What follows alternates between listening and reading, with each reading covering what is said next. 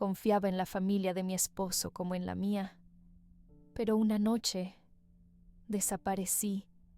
Le dijeron al mundo que había desaparecido misteriosamente. La verdad, me querían muerta por el dinero.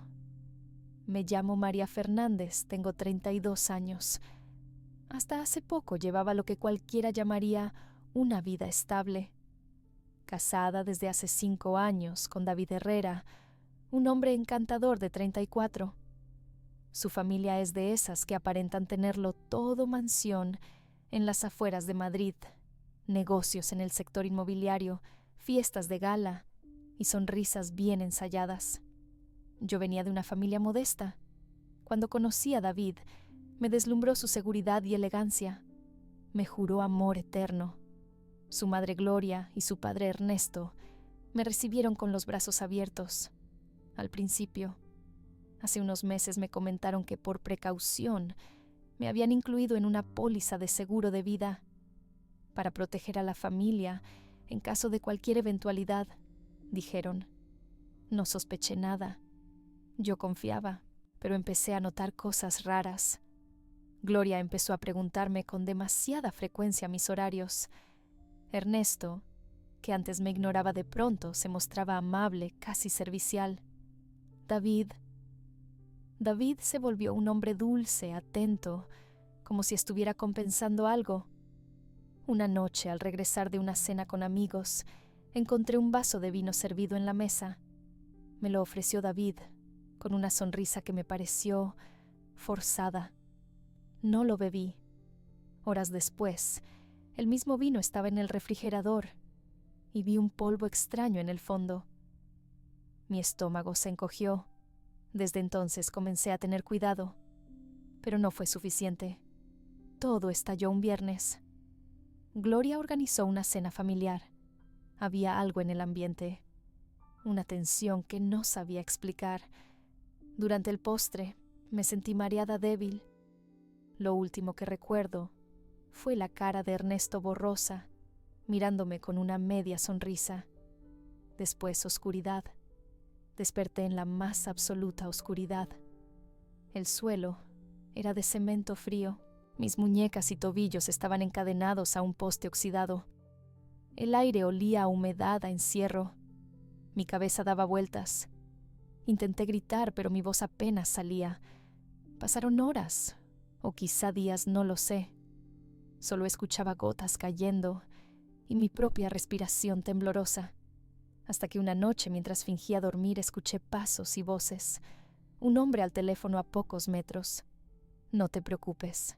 En cuanto se libere el seguro, nos encargamos del cuerpo. Todo saldrá perfecto. Mi sangre se heló.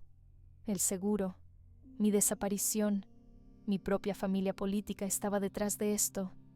Era como vivir una pesadilla. Yo era solo una pieza en su juego de codicia. Y ahora sabía demasiado. Mientras tanto, allá afuera, el mundo se había volcado en mi búsqueda.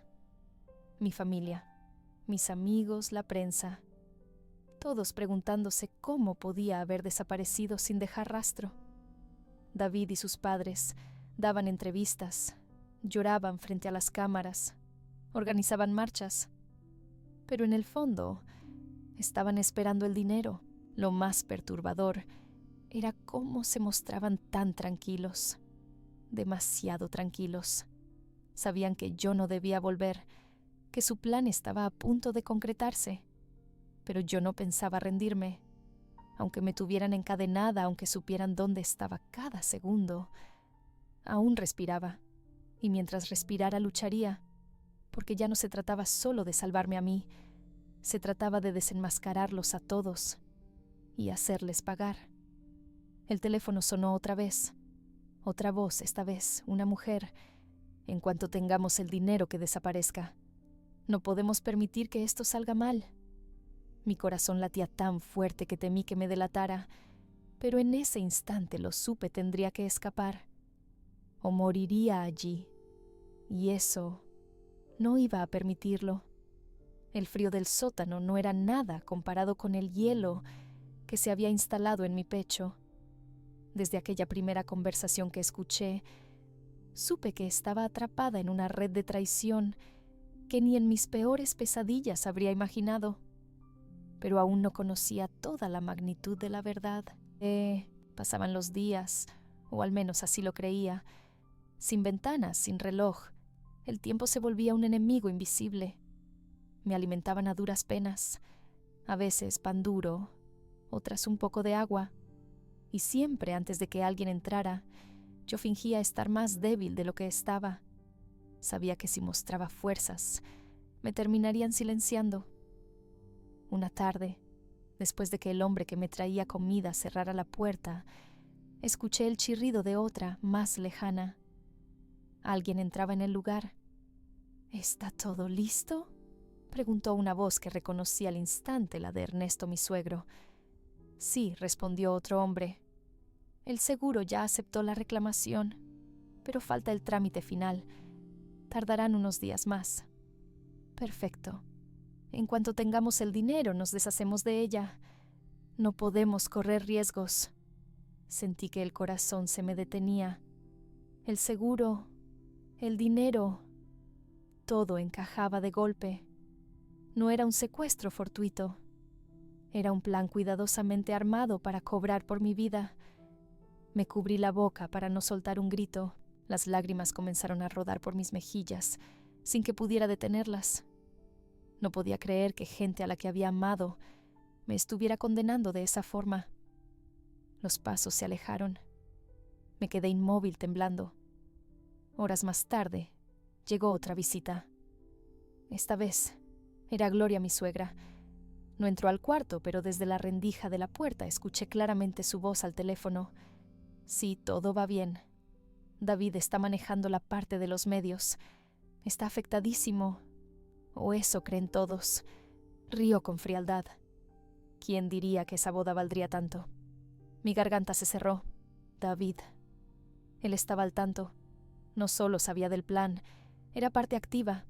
Toda nuestra historia juntos, cada palabra de amor, cada caricia, cada promesa. Todo había sido una mentira, una fachada. Yo no era más que un medio para enriquecer a su familia.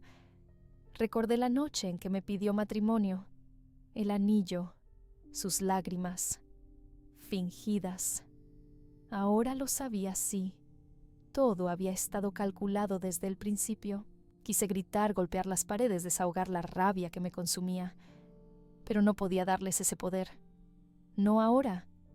Debía pensar, mantener la calma. Si David estaba implicado, significaba que no podía confiar en nadie, ni siquiera en la policía. No sabía cuán profundo llegaba la corrupción o a quién habrían comprado ya. Mi mente repasaba cada conversación pasada, cada mirada que antes había ignorado. Las piezas del rompecabezas se acomodaban con crueldad. La póliza de seguro, las preguntas sobre mis horarios, las sonrisas fingidas, la insistencia en que usara determinadas rutas para ir al trabajo. Todo había sido diseñado para atraparme, pero aún respiraba. Y mientras tuviera un soplo de vida, no pensaba rendirme.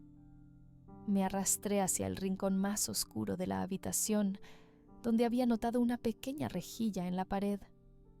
Apenas cabía un dedo, pero si acercaba la oreja, podía captar más conversaciones del exterior. Así fue como durante la noche siguiente escuché lo que me dio el golpe final. David hablando con Ernesto. Y si la encuentran, no lo harán. Y si lo hacen, ya será tarde. El certificado de defunción estará listo cuando cobre el seguro. A veces me cuesta dormir. Pero bueno, después de todo lo que hemos invertido en esto, no hay vuelta atrás. No había vuelta atrás. Pero para ellos, yo sí pensaba encontrar una, porque ahora lo sabía todo. Y con ese conocimiento empezaría mi lucha. Ahora que sabía la verdad, el miedo se transformó en una fuerza brutal dentro de mí. No podía quedarme esperando la muerte. Tenía que actuar. Aunque estaba encadenada de muñecas y tobillos, había notado algo. Uno de los grilletes del pie izquierdo tenía un pequeño juego.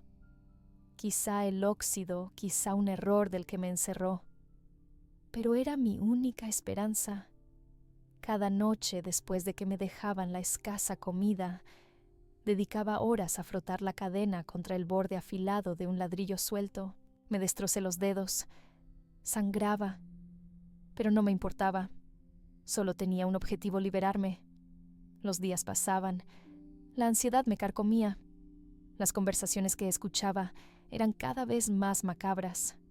Se acercaba el día del cobro, y mi sentencia fue en una de esas noches interminables, cuando se presentó una oportunidad inesperada. El guardia que me vigilaba, un hombre de unos 50 años llamado Ramiro, lo escuché decir su nombre en una llamada. Entró más borracho que de costumbre. Sus pasos eran tambaleantes. Me lanzó una botella de agua con desgano. Aproveché para hablarle. La voz me temblaba, pero debía intentarlo. Ramiro, por favor, ayúdame. Él se rió áspero. ¿Ayudarte? ¿Estás acabada, bonita? Cuando se cobre el seguro, chao. Tragué saliva. Tenía que ser más astuta. Tengo dinero, mucho más del que te pagan ellos. Te diré dónde encontrarlo. Te lo quedas todo si me sacas de aquí. Por un momento sus ojos vidriosos brillaron con codicia. Dudó. Dinero. ¿Dónde? En una cuenta que te daré. Pero tienes que ayudarme primero. Si me matan no verás ni un euro. El silencio se hizo eterno. Finalmente asintió. Vale, pero si me engañas te dejo pudriéndote aquí. Mi corazón latía tan fuerte que sentía que explotaría. Por primera vez en días, una chispa de esperanza se encendía. Ramiro regresó al cabo de unas horas más sobrio. Me lanzó una llave oxidada. Solo puedo soltar una parte para no levantar sospechas. Libérate el pie primero. Mañana intentaré traerte ropa y un móvil. Con manos temblorosas logré abrir el grillete del tobillo izquierdo. El dolor al estirar la pierna adormecida fue brutal, pero me contuve. Seguí encadenada de las muñecas, pero ya podía moverme mejor. Pasé el resto de la noche sin dormir planeando. Imaginaba la ruta de escape, cómo contactar a mi familia, a la policía. La esperanza me mantenía alerta. Al día siguiente, Ramiro volvió. Pero algo había cambiado. Sus ojos evitaban los míos. Estaba nervioso. ¿Qué pasa?, susurré. Han adelantado todo. El dinero está por salir. Si no recibo mi parte pronto, no puedo seguir ayudándote. Te daré los datos. Solo sácame de aquí, supliqué. Le dicté los números de una cuenta bancaria que había preparado hacía años por precaución. Él los apuntó con avidez. Bien, esta noche prepárate. Pero esa noche nunca llegó. Horas después escuché una conversación a través de la rejilla. Ernesto y Gloria. Ramiro decía a Gloria: está demasiado nervioso. No me fío. Creo que quiere chantajearnos. Entonces actúa. Ya, ordenó Ernesto. Que no nos cause problemas. Sentí un escalofrío. Intenté forcejear la cadena de las muñecas con desesperación. No podía esperar a que vinieran a silenciarme. Minutos después, Ramiro entró de nuevo pálido, sudando. No puedo ayudarte más, susurró con urgencia. Me descubrieron. Lo siento. Sin más huyó, dejándome a merced de mis enemigos. El golpe de la traición me derrumbó. Había estado tan cerca. Ahora estaba más sola que nunca. Pero una cosa era segura. Si había conseguido soltar un pie, podría soltar el otro. Y si Ramiro había mostrado fisuras, quizá no era el único. No iba a rendirme. No todavía. Mientras yo seguía encadenada en aquel infierno, el mundo allá afuera continuaba girando, y con rapidez. Lo supe por fragmentos de conversaciones que logré captar a través de la rejilla. La aseguradora ya está revisando todo, decía Ernesto con voz confiada. En un par de días podremos cerrar esto. ¿No te preocupa la policía?, preguntó Gloria. No tienen pruebas. Y con David llorando en todos los canales, tenemos la opinión pública de nuestro lado. Mi estómago se revolvía de impotencia. Estaban tan seguros de su plan, tan convencidos de que nadie podría desenmascararlos. David, ese hombre que juró amarme, ahora paseaba por los platós de televisión, ofreciendo entrevistas, llorando falsamente ante las cámaras. Lo escuché en una grabación que Gloria reproducía en su móvil. Haré todo lo posible por encontrarla. María es el amor de mi vida. No descansaré hasta saber qué le pasó. Hipócrita, monstruo. Mientras tanto, la aseguradora recibía la reclamación, 5 millones de euros. Una suma que, según su plan, les salvaría de la ruina. Pero lo que no preveían era que algunos cabos sueltos empezaban a llamar la atención. Los primeros en sospechar fueron los policías encargados de la investigación. El inspector Morales, un hombre veterano, notó inconsistencias. «Hay algo raro aquí», comentó a su equipo según escuché en boca de uno de los hombres que venía a vigilarme. «La familia actúa demasiado tranquila. Y ese seguro tan reciente. El problema era que no tenían pruebas sólidas. Sin cuerpos, sin testigos, sin registros directos que conectaran a David y a sus padres con mi desaparición. Por eso, aunque la investigación seguía abierta, el proceso del seguro avanzaba. Mi familia, por su parte, también comenzaba a oler el engaño. Mi hermano mayor Tomás, siempre desconfiado de David, empezó a actuar. «¿No os parece raro?», dijo en una entrevista a la prensa local. «María nunca habría desaparecido así. Y el comportamiento de David no me cuadra». Sus palabras sembraron dudas en el público. Algunos medios alternativos comenzaron a hacerse eco. Fraude tras la desaparición de María Fernández. La aseguradora investiga posibles irregularidades.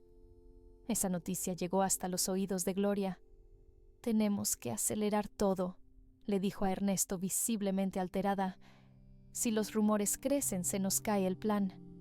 Cada palabra que escuchaba me llenaba de rabia y de una determinación feroz. No podía quedarme esperando. Si la policía no encontraba pruebas, yo tenía que crear una. Fue entonces cuando recordé un detalle durante los primeros días de mi encierro. Uno de los guardias dejó olvidada una vieja grabadora de voz en un rincón. No sé si era para registrar órdenes o por simple descuido. Con paciencia y sigilo, logré acercarme y comprobar que aún funcionaba. Y tenía parte de las conversaciones grabadas, las órdenes de Ernesto, las amenazas de Gloria, las dudas de Ramiro. Era débil, sí, pero era algo. Si lograba sacar esa grabadora de allí, quizá tendría la prueba que necesitaban. El problema era cómo. Mis movimientos estaban más vigilados que nunca. Desde que Ramiro desapareció, los demás no se fiaban, pero no tenía otra opción. O actuaba, o me convertía en otro caso sin resolver mientras mis verdugos se hacían ricos. Mientras tanto, el inspector Morales redoblaba la presión. «Quiero revisar de nuevo las grabaciones de seguridad», ordenó. «Algo no encaja, y quiero interrogar a David otra vez». Mi hermano, por su parte, no paraba. Buscaba abogados, hablaba con periodistas, presionaba a la aseguradora para que frenaran el pago. Yo en ese sótano con un pie libre y la grabadora entre las manos. Tenía una misión clara: resistir y preparar mi siguiente jugada. Porque aunque el tiempo jugaba en mi contra, yo seguía viva. Y eso era algo que aún no habían logrado quitarme. El ambiente en la casa donde me tenían cautiva empezó a cambiar. Se notaba en los susurros, en el nerviosismo de los pasos, en el tono crispado de las conversaciones que escuchaba a través de la rejilla. Y entonces, un nombre apareció con frecuencia en esas charlas: Sergio. Sergio era primo de David, un joven que nunca había encajado del todo en esa familia de lobos.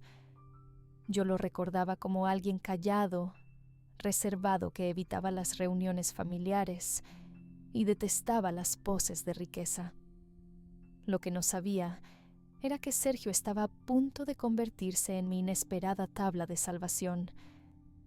Por lo que logré escuchar, Sergio había descubierto por accidente parte del plan. Al parecer había visto mensajes en el móvil de Gloria cuando fue a visitarla. No tardó en atar cabos y horrorizado se enfrentó a David. «Estás loco», le gritó. «No puedes hacerle esto a María».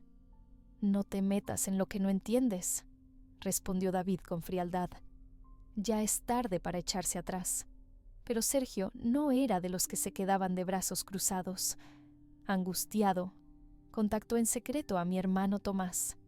Según lo que más tarde me contó Tomás, recibió una llamada anónima una noche. «Soy Sergio, primo de David. Sé lo que pasó con María. No está muerta, pero corre peligro». Al principio Tomás pensó que era una broma cruel, pero Sergio fue contundente. «Tengo pruebas, grabaciones, mensajes, incluso copias de los documentos del seguro. Os las haré llegar, pero debéis actuar rápido». Tomás, desconfiado pero desesperado por cualquier pista, aceptó. Mientras tanto, yo seguía en el sótano, sin saber nada de todo esto. Mi única certeza era la grabadora que había logrado esconder entre las grietas de la pared. Lo que no sabía era que afuera Sergio ya había iniciado su propia operación. Con ayuda de un amigo informático, extrajo del móvil de Gloria varias conversaciones incriminatorias. También accedió al correo electrónico donde Ernesto había enviado la reclamación a la aseguradora. Todo lo copió en un USB que entregó en mano a Tomás en un parque una noche lluviosa. «No puedo quedarme más tiempo», le dijo. «Me vigilan, pero tenéis que sacar a María de allí». Tomás, con el corazón en un puño, llevó las pruebas al inspector Morales al día siguiente. «Esto cambia todo», murmuró el inspector al revisar el contenido. «Ahora sí tenemos por dónde atacar». Las grabaciones revelaban las conversaciones más escalofriantes. «Cuando cobremos el dinero, la haremos desaparecer de verdad. No puede quedar rastro. David, tú mantén la fachada.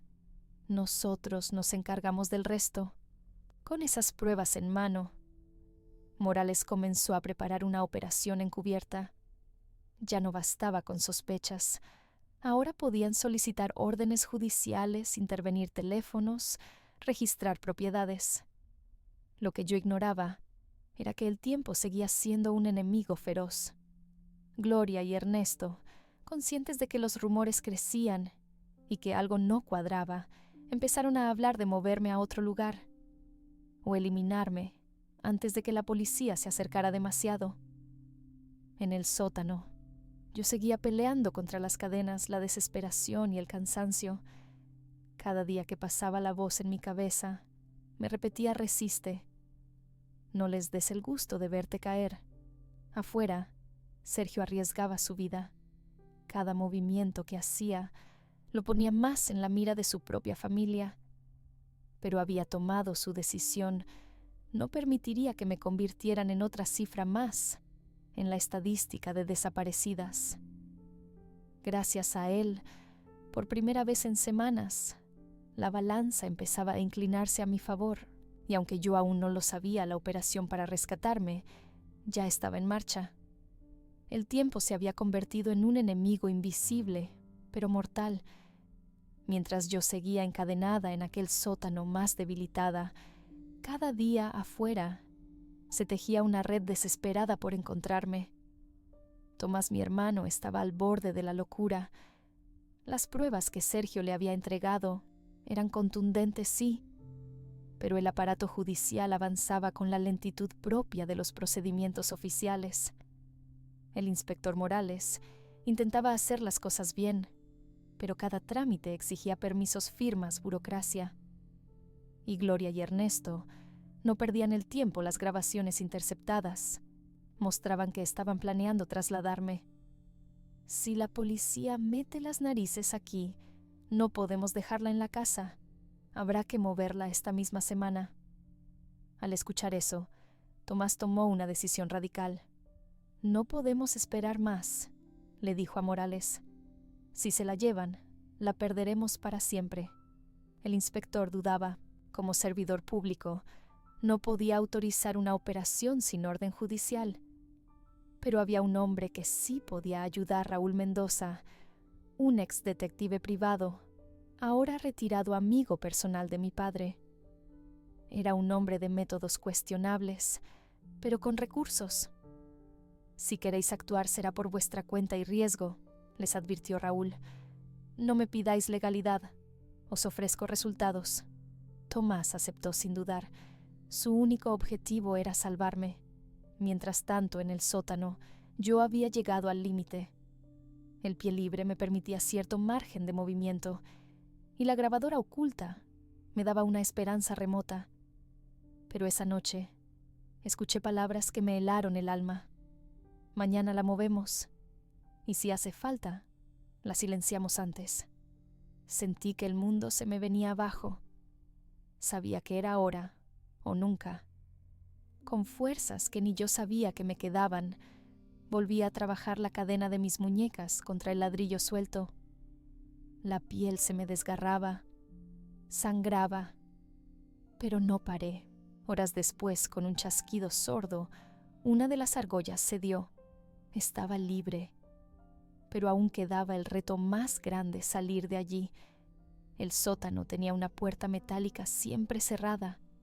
La única ventana, una rendija minúscula a más de 2 metros de altura.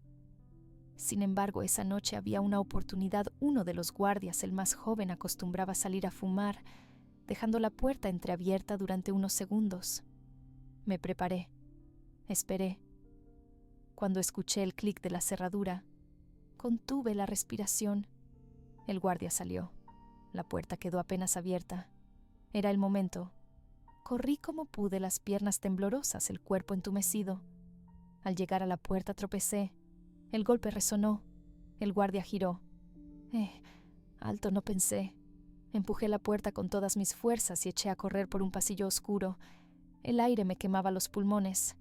Cada paso era un suplicio. Detrás de mí, gritos, pasos. Llegué a una escalera. Subí a trompicones jadeando.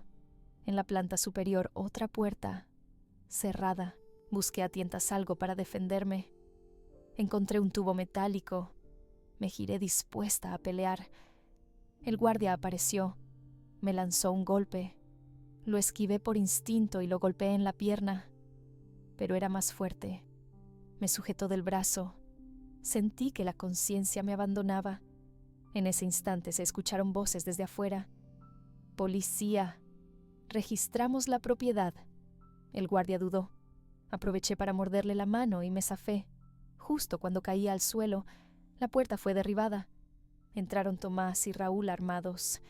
«María, aguanta», caí en brazos de mi hermano exhausta, medio inconsciente. Solo logré susurrar: «Sabía que vendrías». La carrera contrarreloj había terminado, pero la verdadera batalla apenas comenzaba. Nunca olvidaré aquel instante en que sentí los brazos de Tomás rodeándome. Mi cuerpo estaba al borde del colapso, pero mi mente se aferraba a una única certeza: estaba viva. Raúl y los suyos actuaron rápido.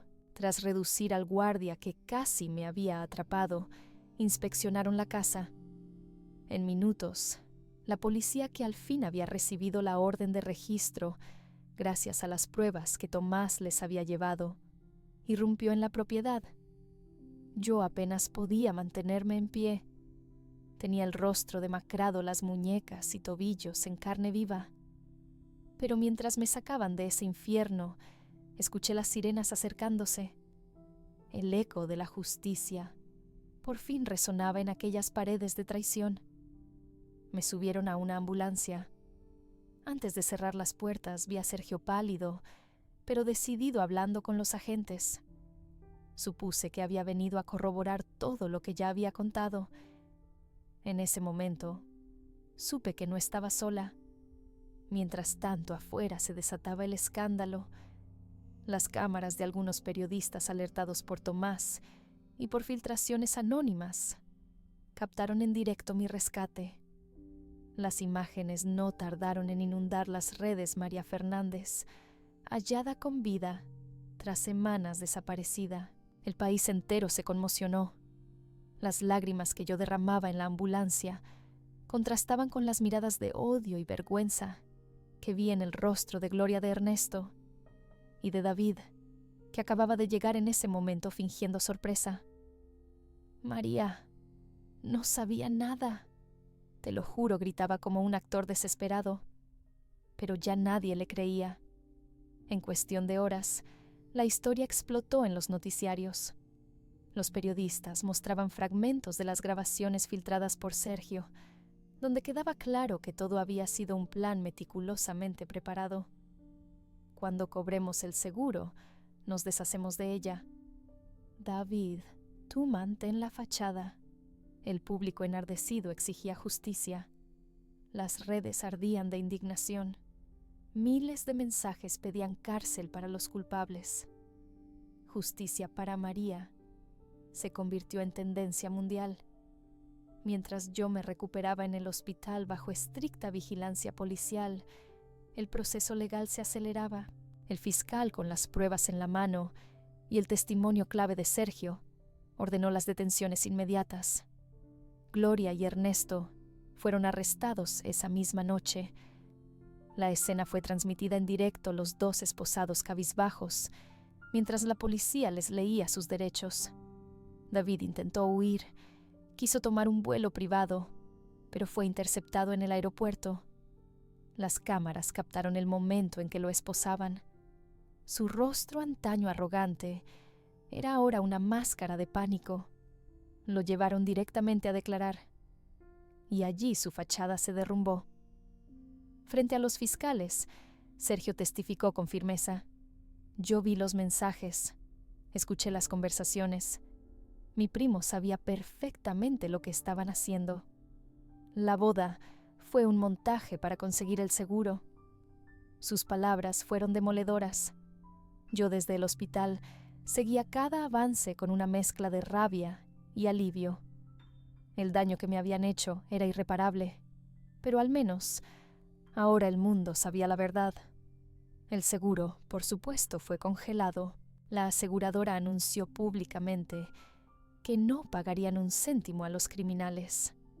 El caso se convirtió en el escándalo del año. Programas de televisión, reportajes especiales, debates en horario estelar. Todos hablaban de la gran traición de los Herrera. Mi nombre, antes asociado a una misteriosa desaparición, ahora era símbolo de resistencia. Y yo, aunque rota, estaba decidida a luchar hasta el final, porque aquello aún no había terminado. Todavía quedaba el juicio. Todavía quedaban verdades por salir a la luz, y yo iba a estar allí de pie para contarlas todas. El día del juicio llegó mucho más rápido de lo que cualquiera habría imaginado. El escándalo había sido tan grande, la indignación tan profunda, que la fiscalía decidió actuar con máxima celeridad. Yo asistí al tribunal con el cuerpo aún débil, pero la mirada firme. No iba a esconderme. No iba a mostrarme como una víctima derrotada. Era hora de enfrentar a mis verdugos. La sala estaba llena. Medios de comunicación, activistas, ciudadanos comunes que seguían mi historia. En el estrado, los Herrera, Ernesto, Gloria y David. Lo vi entrar esposado con el rostro demacrado. Cuando sus ojos se cruzaron con los míos, no hubo rastro de arrepentimiento. Solo miedo. El fiscal presentó las pruebas, las grabaciones, los documentos del seguro, los mensajes filtrados por Sergio, cuyo testimonio fue clave. Cada palabra pronunciada en esa sala era un martillo contra la máscara de falsa respetabilidad de los Herrera. La señora María Fernández fue víctima de un plan premeditado que incluía fraude, intento de asesinato y conspiración. Los acusados pretendían cobrar 5 millones de euros a cambio de la vida de una mujer inocente, utilizando para ello un matrimonio basado en la mentira y la manipulación. Escucharlo en voz alta me estremeció, pero también me llenó de fuerza. Cuando llegó mi turno de declarar, me levanté. Caminé hacia el estrado, con paso decidido. El murmullo en la sala se apagó. Todos esperaban mis palabras. Miré a David. Lo sostuve con la mirada. «Pensaste que podías comprar tu libertad con mi sangre», dije con voz firme. «Que podías silenciarme por dinero. Pero aquí estoy. Y ahora pagarás por cada segundo que me robaste». Su rostro se desencajó. Gloria sollozaba. Ernesto bajaba la cabeza. Pero yo no buscaba piedad. Quería justicia. El juicio avanzó durante días. Los abogados de los Herrera intentaron todo cuestionar las pruebas, desacreditar a Sergio, pintar a David como un hombre manipulado por sus padres. Nada funcionó. Las evidencias eran aplastantes. El veredicto fue unánime: culpables de fraude, tentativa de asesinato y conspiración. La sentencia fue ejemplar. Ernesto y Gloria recibieron 20 años de prisión. David, 15. Además, la justicia ordenó la incautación de todos los bienes familiares para indemnizarme y cubrir los costos del proceso. Cuando escuché la sentencia, respiré por primera vez en paz. En mi dignidad no era venganza, era la restauración de mi dignidad. Pero mi historia no terminó allí. Durante mi recuperación, recibí miles de mensajes de personas que me apoyaban, y también de víctimas de fraudes similares, mujeres que habían sido utilizadas, manipuladas, traicionadas. Comprendí que no podía quedarme callada.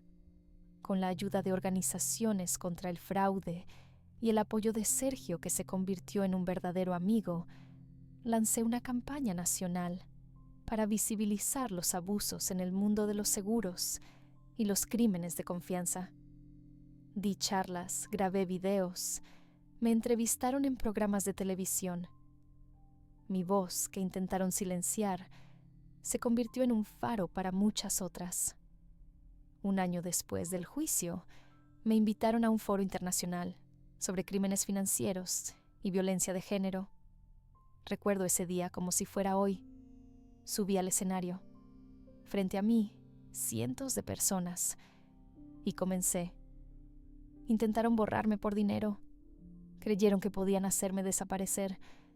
Pero aquí estoy, y no me van a callar. El aplauso fue ensordecedor. No recuperé todo lo que me quitaron. Las cicatrices en mi cuerpo y mi alma siguen ahí. Pero soy más fuerte, más libre.